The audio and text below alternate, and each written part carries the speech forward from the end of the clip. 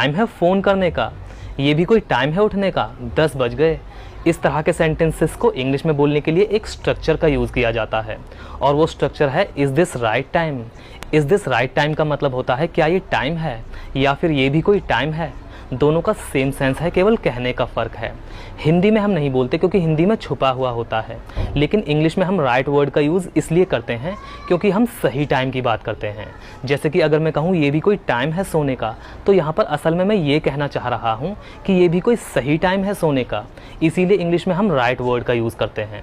वैसे आप बिना राइट वर्ड के भी बोल सकते हैं, कोई ज़बरदस्ती नहीं है, आपका सेंटेंस अभी भी बिल्कुल सही है।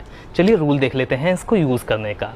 इसके रूल के लिए सबसे पहले बोला जाता है इज़ दिस राइट टाइम और उसके बाद टू के बाद बोली जाती है वर्ब की फर्स्ट फॉर्म और उसके बाद ऑब्जेक्ट। अगर लिख रहे हैं तो लास्ट में एक क्वेश्चन मार्क लगाना ज़रूरी है क्योंकि इस तरह के सेंटेंसेस में हम सामने वाले से पूछते हैं। अगर हम पास्ट की बात कर रहे हैं, जैसे कि वो भी कोई टाइम था वहाँ जाने का, तब हम इस दिस की जगह पर वॉज दैट का यूज़ करेंगे। बाकी सारा रूल सेम रहेगा। चलिए इसको और अच्छी तरह से समझने के लिए इसके कुछ एग्जाम्पल्स देख लेते हैं। ये भी कोई टाइम है आने का, is this right time to come, या फिर इज दिस टाइम टू कम।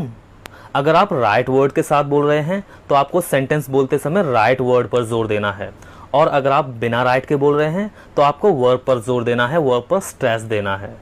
ये भी कोई टाइम है फोन करने का, is this right time to call, या फिर is this time to call. ये भी कोई टाइम है सोने का, 10 बज रहे हैं, is this right time to sleep, it's 10 o'clock, या फिर is this time to sleep, it's 10 o'clock।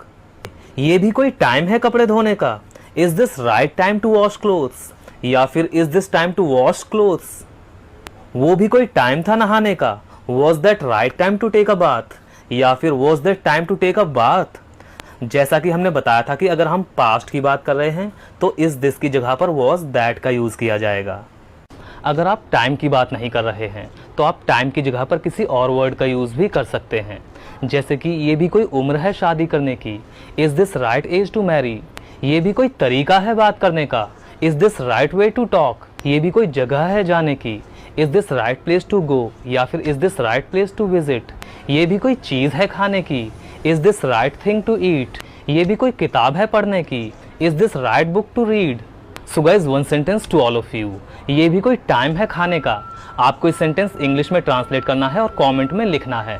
देखते हैं कितने लोग सही ट्रांसलेट करते हैं। Best of luck. So guys, आज की इस वीडियो में बस इतना ही। आई होप कि आपको वीडियो पसंद आया होगा और आपको इस स्ट्रक्चर का यूज़ अच्छे से समझ में आया होगा। अगर आपको कोई भी डाउट हो तो आप कमेंट करके पूछ सकते हैं। तो मिलते हैं